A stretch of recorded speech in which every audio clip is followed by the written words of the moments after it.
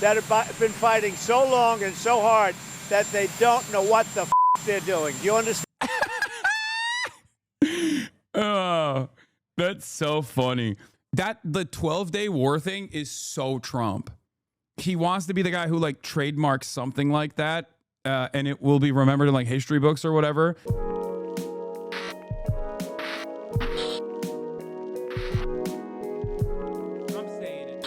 Iran launched a barrage of missiles into Israel, which is, I guess, expected at this point, you know? And this is coming after there was a whole will they, won't they style ceasefire that was released in the most unceremonious ways possible, in the strangest ways possible. Donald Trump didn't make it clear what the ceasefire was looking like. None of the people involved, none of the parties involved actually officially signed off on said ceasefire. It was basically as though Donald Trump came off the phone and was like, I'm doing a ceasefire. Enough, cut it out now. And then I guess it happened kind of like a couple hours after that initial tweet, like an hour later, the Iranian government kept saying, no, we didn't get a ceasefire proposal at all. But then they were like, just kidding, we did get one. And if Israel stops striking right now, then we'll stop retaliating as well.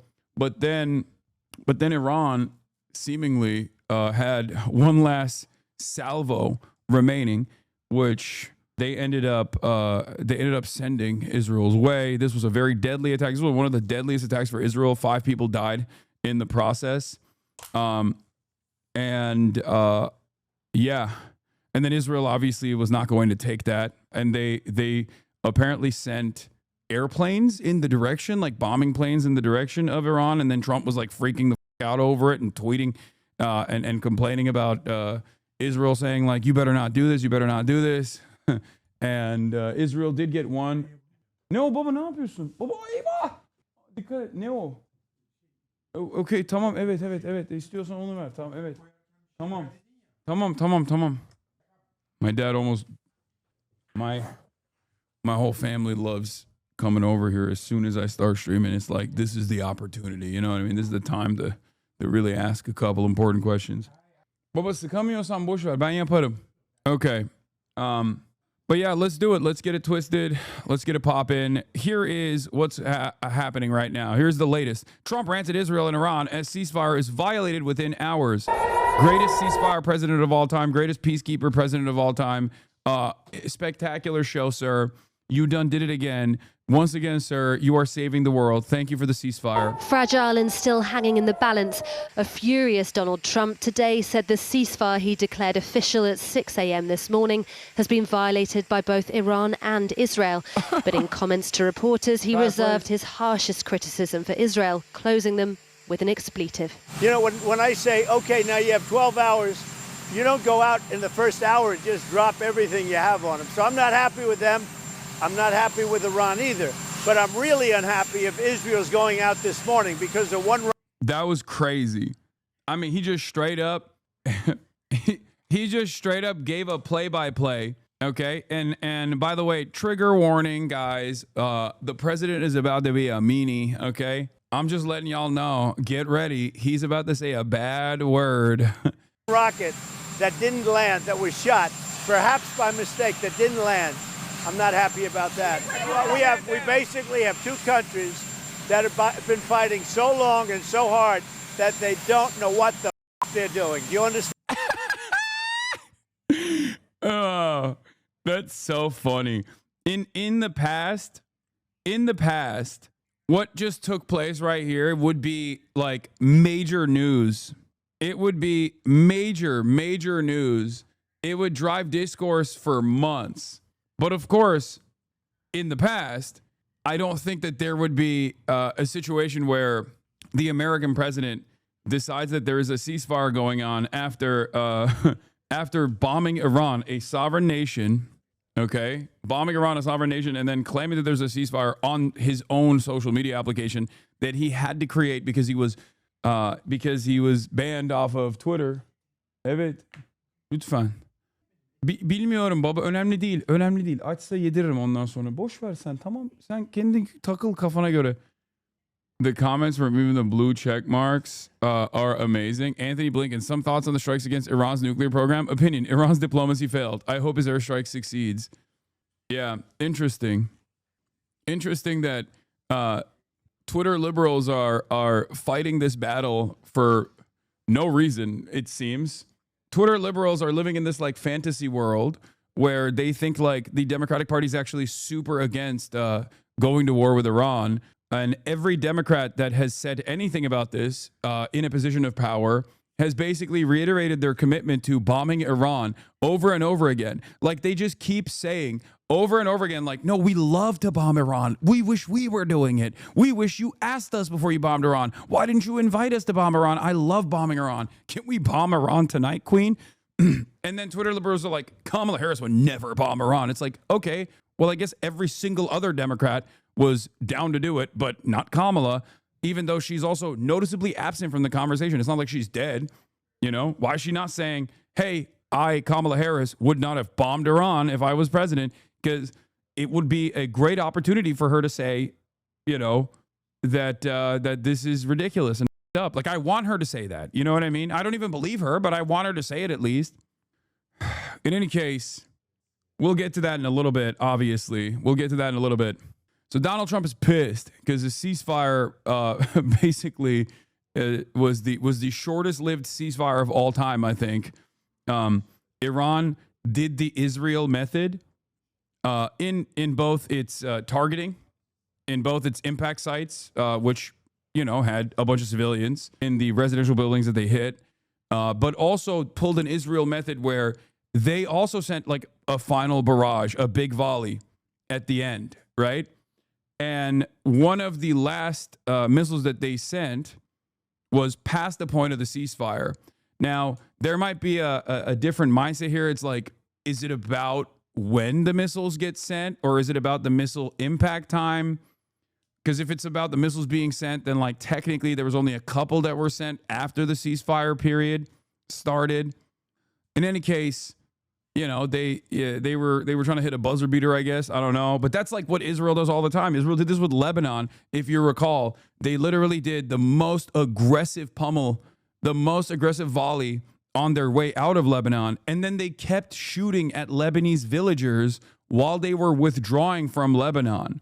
So obviously that's not, you know, that's yet again Iran behaving a little bit to the fractionally as bad as Israel behaves with regular frequency.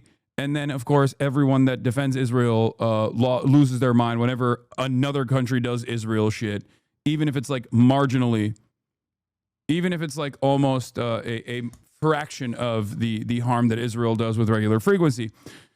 But here it is. Let's continue.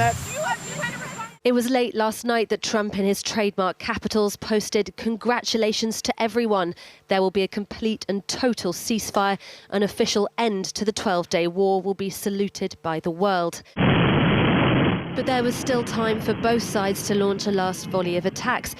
It's so that the 12-day war thing is so Trump. That is so Trump.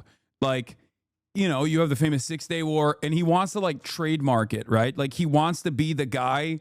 He wants to be the guy who like trademarks something like that, and it will be remembered in like history books or whatever. And that's precisely the reason why it's like he does not, like, even if he doesn't care whether or not the ceasefire is violated or whether or not like Israel continues bombing Iran or whatever. Obviously, he cares as far as like it makes him look bad. But I'm not joking when I say this. I feel like his real anger and resentment stems from this potentially not being a 12-day war, but a 13-day one.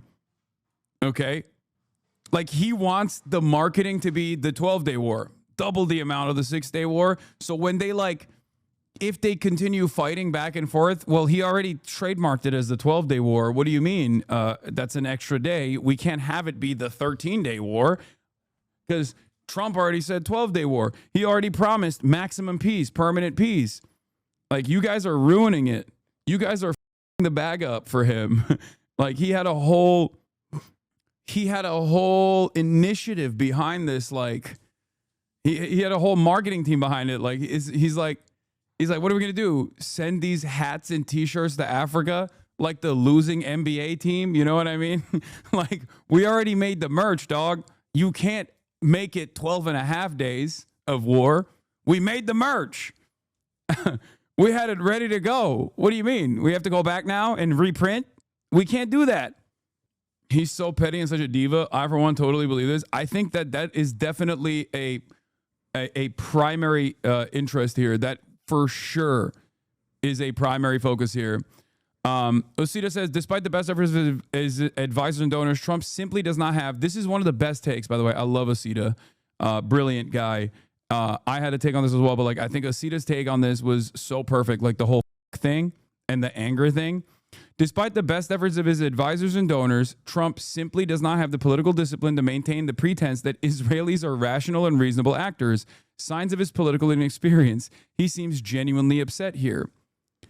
What is this? It's theater response to everything. Theater for who? For what? Who comes out looking good with more power? Trump? The Israelis? Do you think the Israelis need a permission structure to do strikes here? That Trump knows what he's doing? Oh, it's theater. Oh, it's fake. Anytime anything at all happens. All right, then explain. Lay out the analysis or shut up. Osita is 100% correct. Trump understands the dynamic between America and Israel, okay?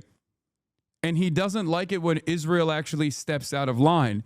Under normal circumstances, because the whole Israeli indifference or Israeli arrogance is supposed to be priced in to the American foreign policy interests, Joe Biden doesn't run into this problem where he's like openly disturbed and openly resentful about, Benjamin Netanyahu violating yet another red line.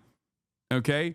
Donald Trump, on the other hand, doesn't have that same acumen and have that experience politically to turn around and just quietly say, oh, we're going to show Benjamin Netanyahu what's what. Like, this is a real moment of anger. This is one of the only times I've seen Donald Trump like actually pissed off. Political inexperience. The man has been in politics officially for a decade. It's just his character, not experience. Chatter. 1 decade in politics is political inexperience. Joe Biden was a senator and then the vice president and then the president for a career that spanned for like 60 years. What are you talking about? A decade is nothing. Yeah, Joe Biden was in there for like almost half a century plus. So, but yeah, my take on it also was this. I said, once again, one phone call is all it takes. And if it doesn't work, weapons embargo. And if that doesn't work, sanctions. And if all of that doesn't work, military invasion. This is why it'll never go beyond the phone call. Because Donald Trump was tweeting a storm earlier when Israel was very angry and wanted revenge for this. Okay, because this was Israel receiving a little bit of Israel-style behavior, okay? And only Israel gets to do Israel shit in the region. No other country gets to do Israel shit to Israel. That is completely not allowed. That's not in the books. You can't do that. So, of course, they were very upset. They were very frustrated.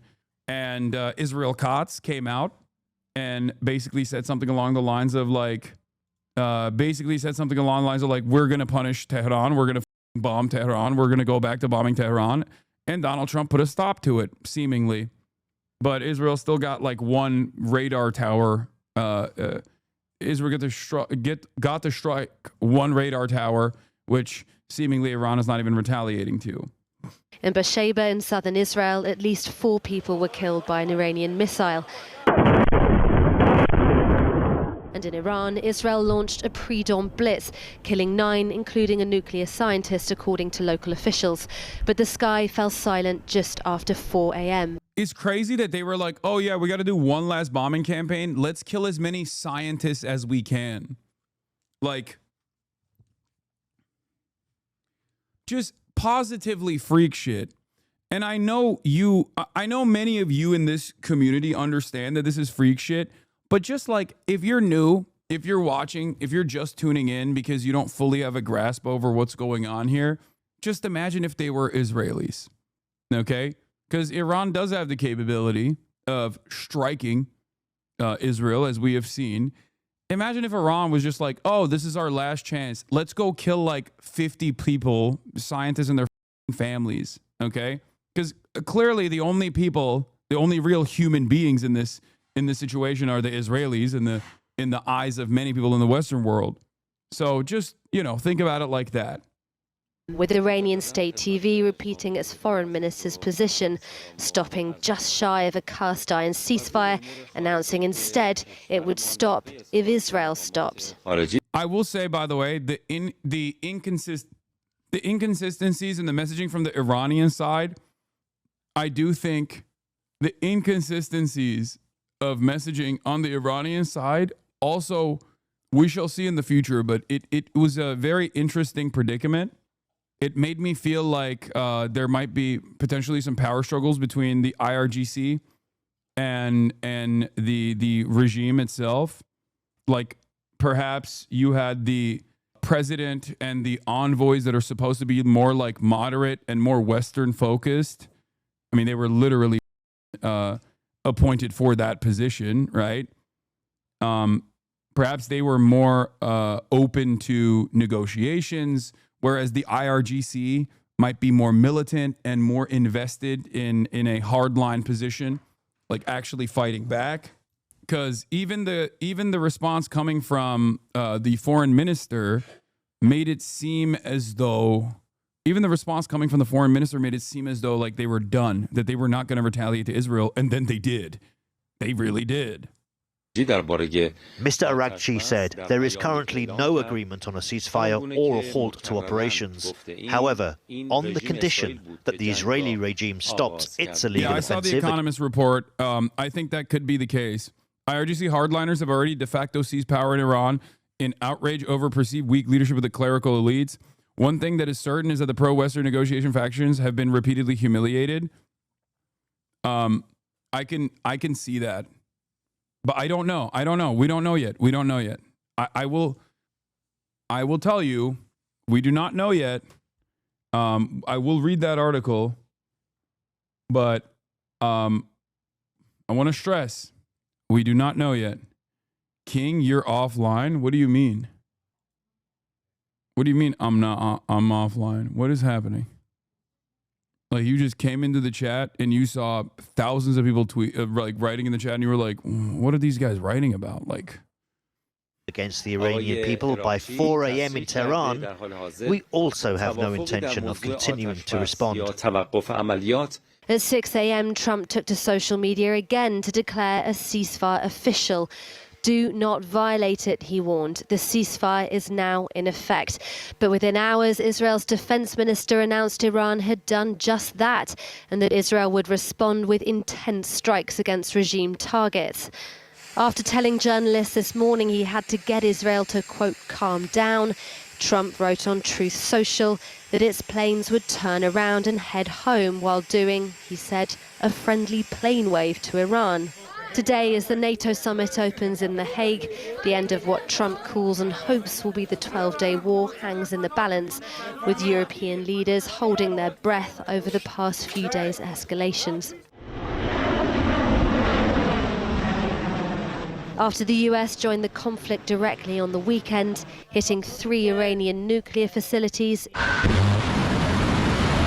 Iran responded yesterday with a strike on America's largest military base in the Middle East, Al Udeid in Qatar, one that was largely symbolic, with no casualties, and the US warned in advance.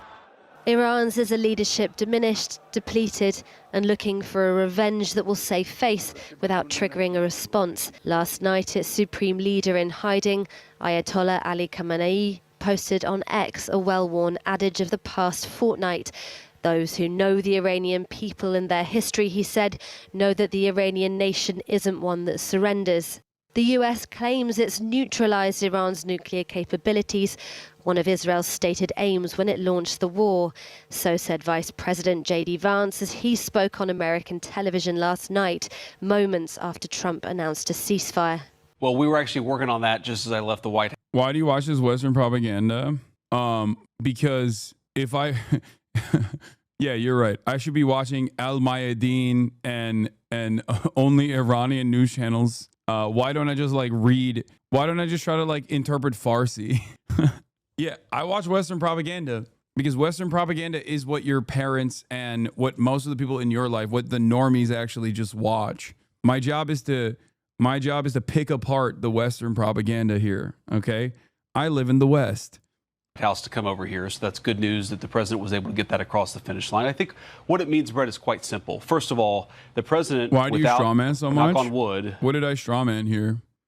That person said, "Why do you watch Western propaganda?" And my response was, "Because I'm in the West, and my job is to cut through the misinformation, like learning Farsi." Oh, because I'm an entertainer, and a part of that is also to just like make jokes. I don't know if you know this. Maybe, perhaps, you're incapable of making assessments such as that, but that's called joking. Like, I don't think that person legitimately wanted me to only watch Farsi news. That was me jokingly responding to it. Okay? I know. Bro thought jokes would fly. Having a single American casualty obliterated the Iranian nuclear program. We are now in a place where we weren't a week ago. But others aren't so confident that Iran's nuclear aims are obliterated. Its leadership claims to have moved some of its enriched uranium to a secret location before those nuclear sites were struck. Bro didn't realize there was a ceasefire, no-fly zone on jokes. Yeah. So, I said this yesterday, but Israel did not accomplish any of its military objectives. Israel did not accomplish its major objective, which was regime change. Obviously, the nukes is bullshit reasoning for this. And in the process, they actually showed all of the other regional actors that, like, if you pummel Israel with missiles, a lot of people actually show you support. And not only that, but also Israel's Iron Dome defense is not necessarily impenetrable, and that Israel and Israeli society can actually incur some penalties if they behave in this inconsistent, belligerent, violent manner. And therefore, I think this was this caused a lot of instability. This caused a lot of anger. And if you recall, I told you this last night before I got booted offline. But you will see, I said, you will see in the upcoming days whether Israel thought this was a successful initiative or not. And the reason why I said this was because clearly there were plenty of people on the Israeli side that were very frustrated, especially when the barrage of Iranian missiles came in. The barrage of Iranian missiles came in the last volley that they sent before the ceasefire, and a bunch of Israelis were killed in the process. I don't think they like that. Struck. Today, France's President Macron said that negotiations with Iran must continue to stop what he called clandestine nuclear enrichment. Negotiations that collapsed when Israel launched its attack on Tehran 12 days ago, and which now look increasingly fragile. Joining us now is Dr. Meir Javandanfar, Iran lecturer at the Reichman University in Tel Aviv. Doctor, can you tell us, is this an error by Iran? Is this an accident or deliberate, do you think? The ceasefire has only been going for around an hour. What do you think this means now this has happened for the ceasefire? Unfortunately, you know, when the two antagonistic sides we have, especially Iran and Israel, it's not easy to establish ceasefire since the two countries have been, well, Iran declared proxy war against Israel in 1991. And the current war has not, Iran has not fared well in the current war. And it's very important for the Iranian leadership to look like the winning side before this war ends, because it could have ramifications at home and abroad. And I think this is one of the reasons why the Iranians would like to be the last side to fire a missile in order to preserve their deterrence image in the future and to also to back their narrative at home. How weakened do you think Iran is? What do you think about the Reza Pahlavi using this as an opportunity to try to overthrow the current regime? Yeah, he's got no motion, dude. What do you mean? He's got no motion. That was an abject failure. I think you want to know what my speculation is? I think Israel thought that they could like blackmail a bunch of IRGC generals and basically get them to run away and assassinate the ones that they couldn't blackmail, decapitate the leadership to a certain degree, like really cripple it. Okay. And then there would be at least like popular mobilization against the regime. But because they did it in the most Israel way possible, because they did it while like killing a bunch of Iranian civilians, I think that, and because America was not invested, like a bunch of things did not go the way it was supposed to from the Israeli calculation. One, there wasn't enough popular discontent against the Iranian regime, but instead it was discontent, understandably, against Israel and Western meddling in the country. Okay? That's number one. Number two, Reza Pahlavi is utterly irrelevant in this calculation. He's got no fucking motion whatsoever. So I think they gravely overestimated his chances, or like his opportunity to like spark some kind of royalist discontent, royalist movement, royalist mobilization. That didn't work. Okay. Israel's air defenses were severely diminished in the process, making the timeline much shorter. And last but not least, the American involvement was much more limited than Israel wanted it to be, and that Donald Trump did actually take the off-ramp that Iran gave the Americans with an incredibly limited, incredibly restrained strike on an American base in Qatar, the Central Command base, which most of the missiles were intercepted off of anyway. So at least this time around, it didn't go according to plan. I think Israel's ambitions were far larger. They wanted America to join in a more comprehensive manner, and they thought that they could create enough discontent in Iranian society that people would be flooding the streets basically and demanding regime change. And that didn't happen for understandable reasons, because they were getting bombed. They were getting bombed by Israel. Like, even if you are somewhat sympathetic, I want to put myself in the mindset of someone who's like maybe a royalist or someone who is like really, really anti-Islamic republic, right?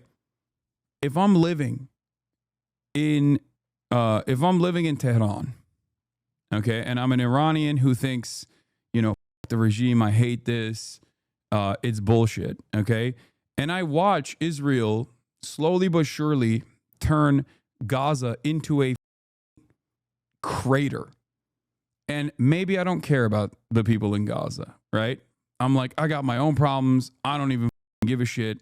But then I see what Israel is doing to Lebanon, and I'm like, okay, Lebanon and Lebanese society kind of reflects, Iranian society to a certain degree. It's like, it's more of like a city. It's not like a open air prison. You know what I mean? They didn't do October 7.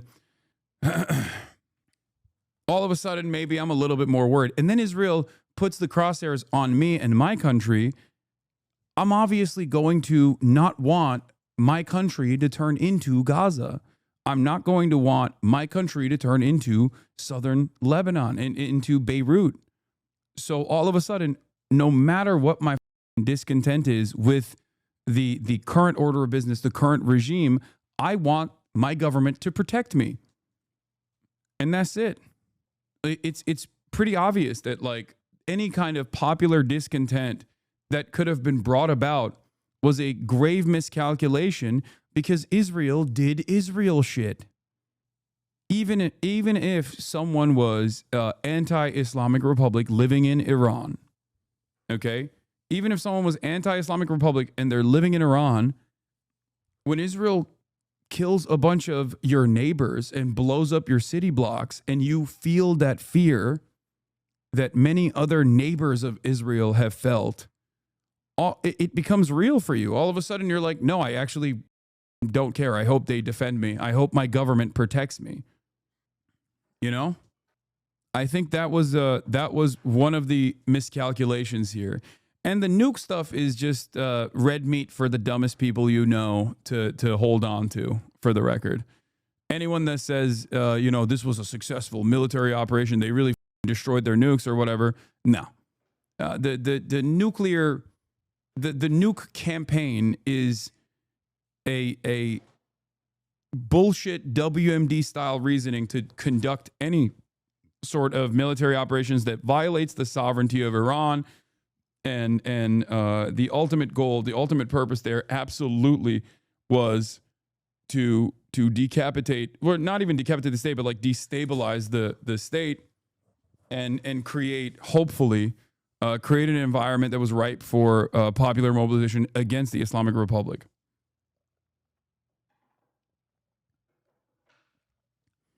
If anything, we shall see what happens, but if anything, this created an environment where I think more of the hardliners within the current military structure were emboldened to take a more rugged anti-West stance.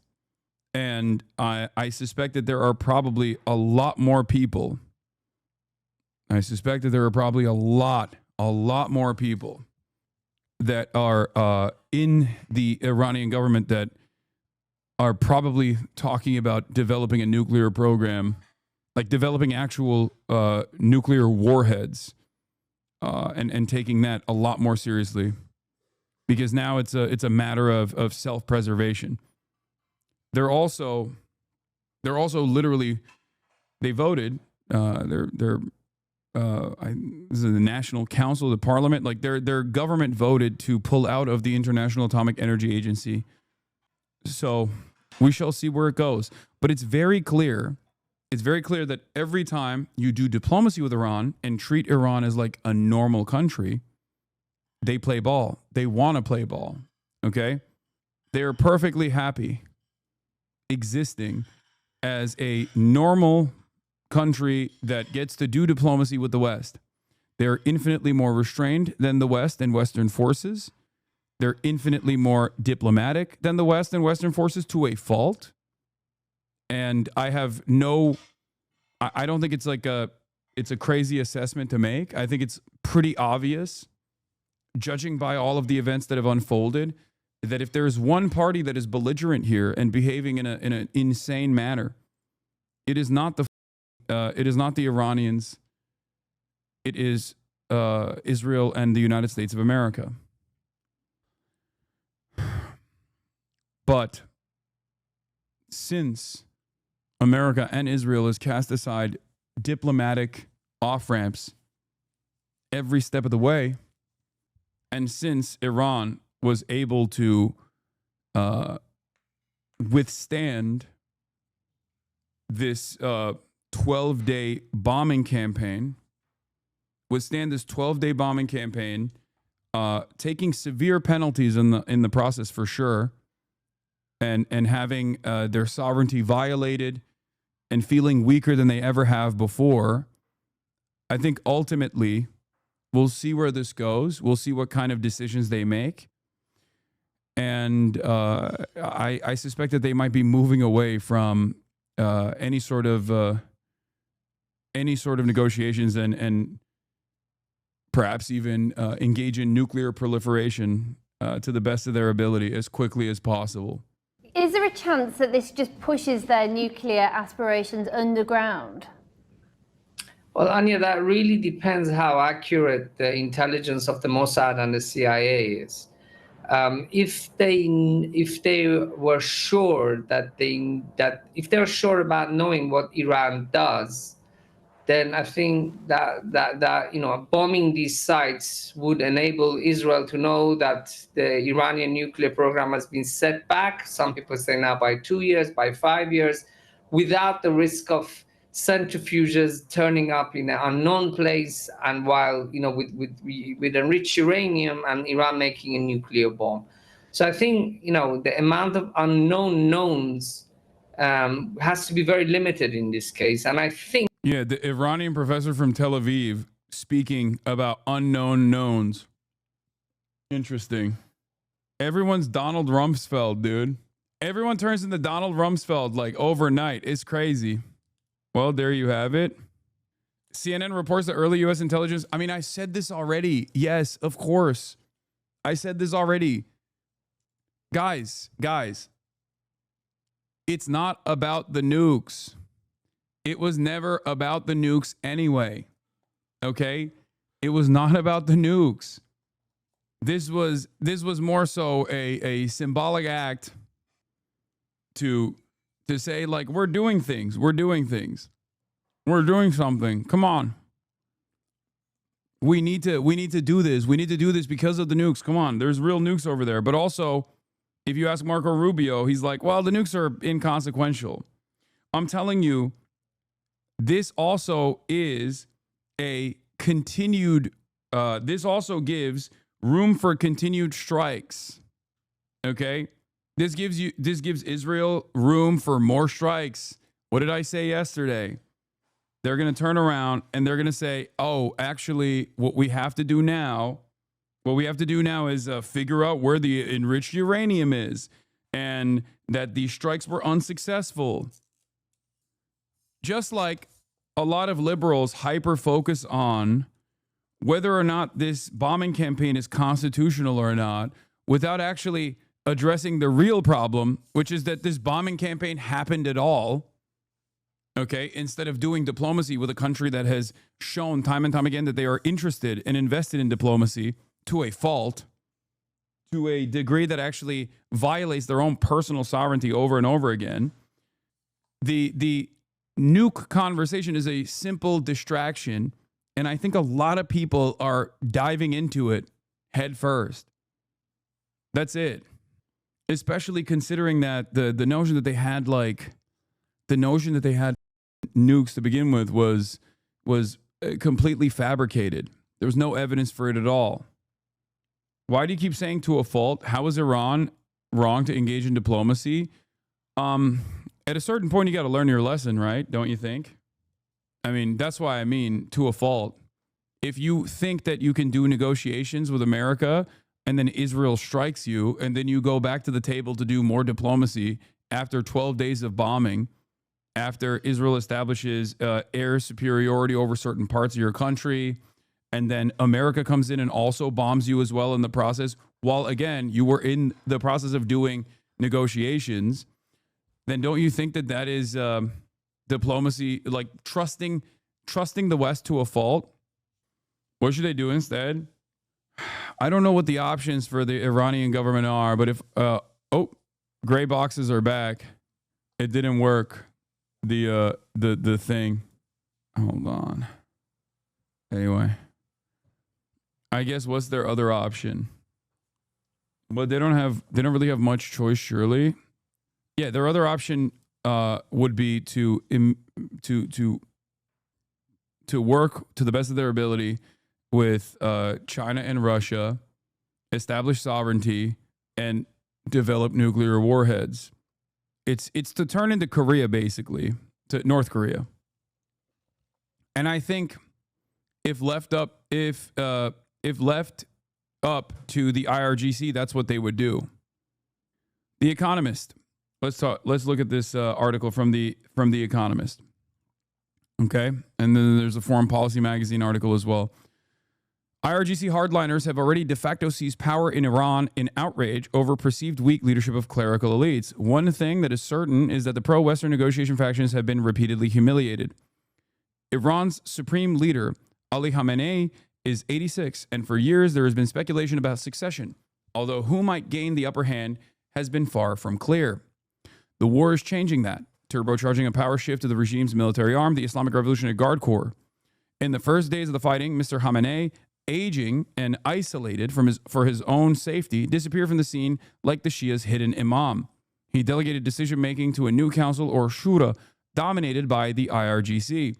The country is in effect under martial law, says an observer.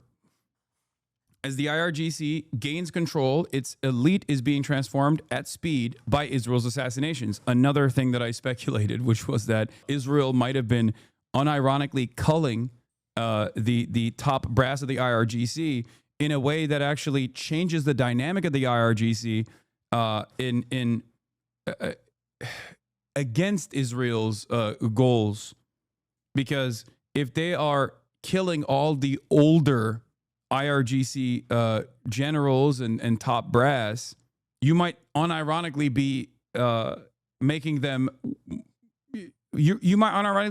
more resistant to any sort of Western incursion. You might be bringing up younger successors that are far more invested in, one, defending themselves, defending the country, and be far more combative towards any sort of Israeli intervention. Do you think it's crazy how news breaks faster in places like your Discord than it does in mainstream media, i.e. the U.S. not completely destroying nuclear sites? No, it's not crazy at all. We have 44,000 people. We have a stadium full of people in here, and we are dialed in on a lot of the open source stuff. We're dialed in on all the breaking news coming from journalists as well. So it's not shocking at all. We didn't have that as fact, just speculation. Yes, but it wasn't just like a completely made up notion. It made sense, especially because of the previous information that we already had. Like, for example, the enriched uranium. Iran said that they had already moved the enriched uranium days before America struck Fordow. That wasn't new information. All of a sudden, the media pays attention to that statement when they want to make an assessment on whether or not America accomplishes military goals here. We knew that Fordow was deep underground. Brother, your audio is messed up for 2 minutes straight, just like it started yesterday. What are you talking about? It's only on your end, it seems. I haven't heard from anyone else saying that. And for the record, CNN exclusive, early U.S. intel suggests American strikes did not destroy Iran's nuclear sites and likely only set the program back by months, sources say. So, one thing that we knew about Fordow, especially, and all of Iran's like ballistic missile production sites and all of Iran's nuclear sites in general, the ones that could be weaponized in the future, where you can build like fuselages or centrifuges and enrich uranium, like they are deliberately placed on the side of a mountain deep underground with the sole purpose of withstanding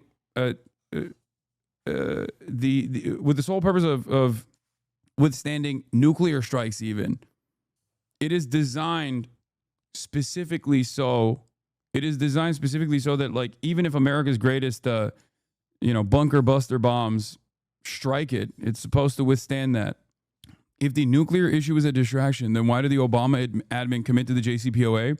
Or are you saying it's only used as a distraction by the Israelis? I think the reason why Barack Obama committed to the JCPOA was that it was unironically one of the few instances where the State Department at the time and America at the time were able to commit to a diplomatic solution rather than a militant one. And yes, Israel absolutely hated that. Are you kidding me? Why do you think there is this notion that Obama is the world's greatest Jew hater? Have you never heard this before? Talk to any Zionist and they will say Obama hated Israel. Obama was the number one enemy to Israel. Why? Because of this. Because instead of using Israel's advice, Israel, which has always wanted to destabilize Iran, they actually went with a diplomatic role. They actually played a diplomatic role and successfully stopped the Iranian government for even enriching uranium. That was what it was. That's what happened. Anyway, I can say with reasonable confidence that the recent operation was undertaken against Iran's nuclear program, knowing that it would be difficult for Iran to hide additional nuclear sites. And you're in Israel. What's the mood like there over this situation? Difficult, 12 days. We've been being woken up twice a night by missile attacks. I'm a native of Tehran myself. I'm used to, my childhood was spent during the Iran-Iraq war. And now my children in Israel, they've had to go to bomb shelters twice a night, and children across Israel. It's been a hard war. We've seen houses demolished. Iran's missiles are very powerful. We're very lucky to have defenses against them. Unlike the war in Gaza, Anya, you know, what's interesting is that 70... Yeah, I don't care about this interview. All right. Furious. Hosts react after Trump drops F-bomb. Guys, Trump is not happy with Israel. And I do think Trump is not actually happy with Israel, for the record. That I don't think it's fake. I don't think that's a phony, oh, I'm really mad at Israel. Not that it matters. Israel gets to do whatever the fuck it wants still, I think. Israel's still the top dog. Make no mistake. Okay? And we'll see. We'll see where it goes. But like I do think that Trump is genuinely upset because his big beautiful ceasefire proposal was tarnished. But going back to the IRGC, so like we were saying, Khamenei gives control over to the military council, and the country is in effect under martial law. As the IRGC gains control, its elite is being transformed at speed by Israel's assassinations. Gone are the veteran commanders who for years pursued strategic patience, limiting their fire when their totemic leader, Qasem Soleimani, was assassinated in 2020, and holding it when Israel battered their proxies, Hamas and Hezbollah, in 2024. Now a new generation, impatient and more dogmatic, has taken their place and is bent on redeeming national pride. The maximalist position has been strengthened, says an academic close to the reformist camp. He claims the decision makers in place before the war were debating whether to ditch their anti-Israel stance. But everyone is now a hardliner. Compounding the generational shift is a newfound cohesion in a military-industrial complex renowned for paranoia and scheming. A year ago, I wonder why. Okay.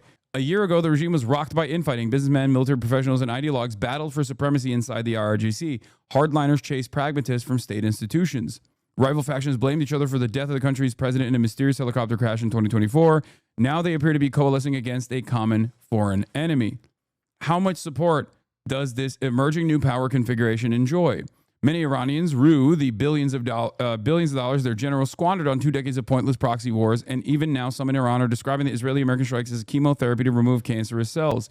This is wish casting, for the record. It's the Economist, after all. So they're doing a lot of wish casting here. This has been a point of discontent in Iranian society. Why are we fighting so many foreign wars? Right?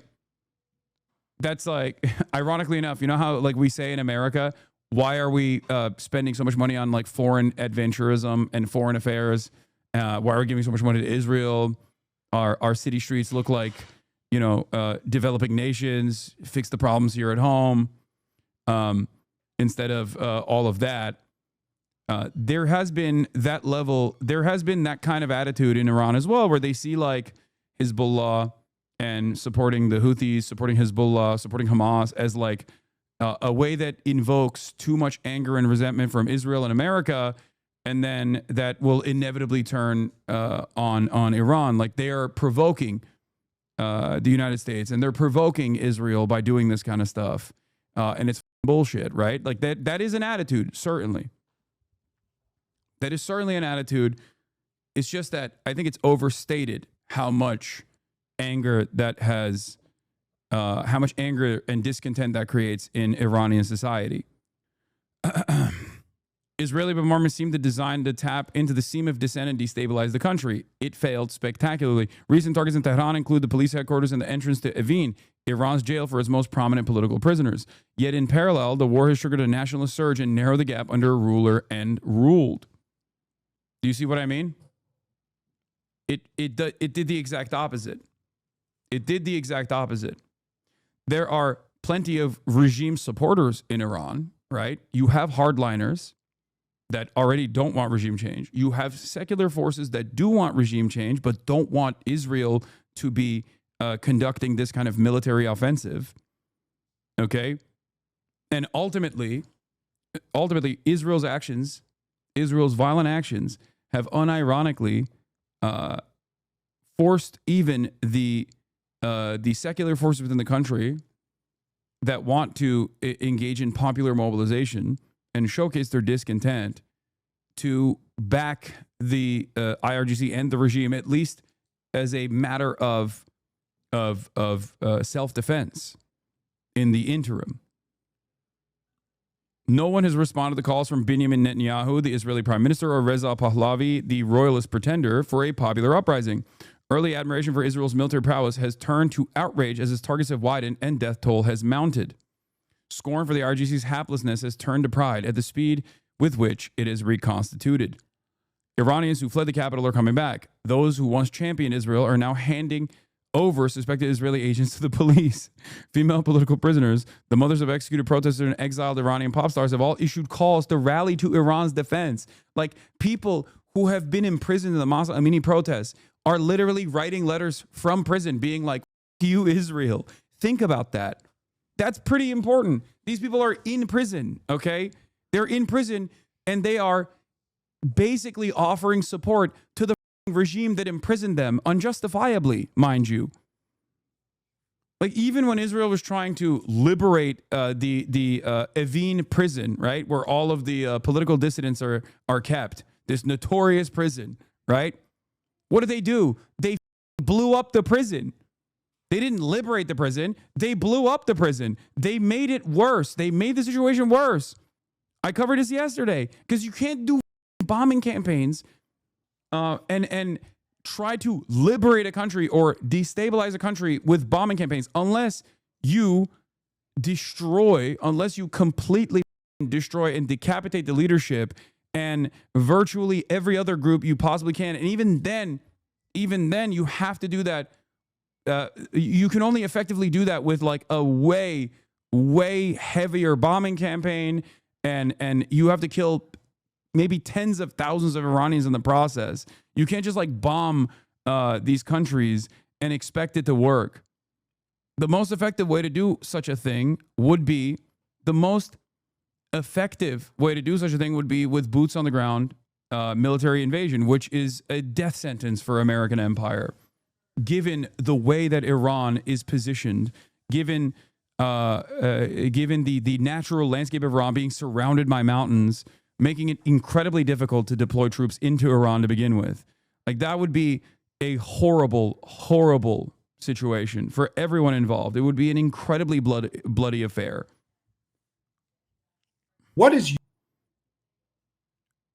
Israel has rejected 5 UN resolutions calling for a ceasefire in Gaza, continuing genocide in Palestine. So why did it agree to the one in Iran? The difference is ballistic missiles. Professor of World Studies at the University of Tehran, Dr. Fouad Izzadi, told Jeremy Scale in an interview this morning.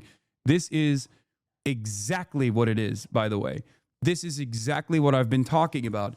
Israel only backs away by force. Israel only recalculates how much damage it can do to countries in the neighborhood, to countries in its vicinity, by how much damage, how much penalties they will incur in the process. Okay? This is part of the reason why I said Iran has been far too restrained this entire time, in a way that actually harmed Iranian interests as well, in a way that actually harmed Iran's sovereignty.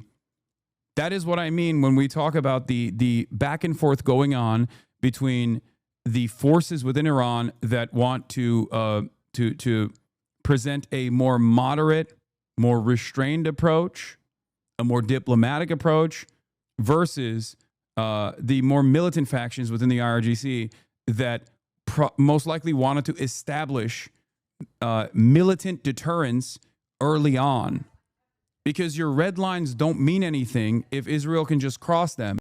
And the more Israel crosses those red lines and you don't do anything about it, the more Israel has appetite for further incursions. The only reason why this 12-day war was 12 days is because the Israeli air defenses could not withstand missile barrages coming in. And the American help was not even making up for the limitations that the Israeli air defenses had. Okay? All the while, bombing Iran galvanizes the public and emboldens the more militant factions in Iran. Scorn for the IRGC's haplessness has turned to pride at the speed at which it has reconstituted. Iranians who fled the capital are coming back. Those who once championed Israel are now handing over suspected Israeli agents to the police. We were just talking about all of that. This backfired on Bibi, says a former official turned dissident using the nickname of Mr. Netanyahu. The shift at the top could dramatically alter decision-making in Iran. Hardliners have always been against talks with America. They remember Muammar Gaddafi, the Libyan dictator who surrendered weapons of mass destruction in exchange for lifting sanctions, and Saddam Hussein, who granted UN monitors unfettered access to Iraq. Both were toppled by Western interventions. Now even moderates feel burned. The last round of talks with America, set for June 15th, fooled them into lowering their guard just as Israel attacked. This person's statement is correct, by the way. Perhaps Iran will come to resemble the DPRK, where the Communist Party was sidelined by the armed forces. They've kept the Kim dynasty for the sake of continuity, but it's the generals who run the country. They did not hesitate to acquire nuclear weapons when an opportunity arose. And even Murtaza, who is like kind of a lib, says, I actually have come to respect the DPRK's ability to survive in a ruthless world. If might is right, and America's attack dog and destabilizing force in the region only responds to militancy, only responds to militant deterrence, military deterrence, when they incur too much of a penalty in for broader Israeli society, right? Not just its military, but for broader Israeli society, their appetite for death and destruction diminishes spectacularly. Earthquake? I didn't feel it. I didn't feel it at all. It must have been a small one. So let's take a look at what I mean in terms of establishing deterrence. What is your sense of why Israel would agree to this ceasefire right now? Is it what Netanyahu is saying, that they already achieved their objectives, or is there something else at play? Israelis have been asked by the world to stop their genocide in Gaza. And there have been 5 UN resolutions so far asking for a ceasefire in Gaza. And the United States and Israel have refused to do that, and the United States has vetoed these resolutions. So that's a ceasefire. So why is it that they refuse to have a ceasefire in Gaza, and then, according to Trump, Israelis ask Trump for a ceasefire? So what's the difference between Gaza and Iran? I think the difference are these ballistic missiles. Unfortunately, people of Gaza are defenseless.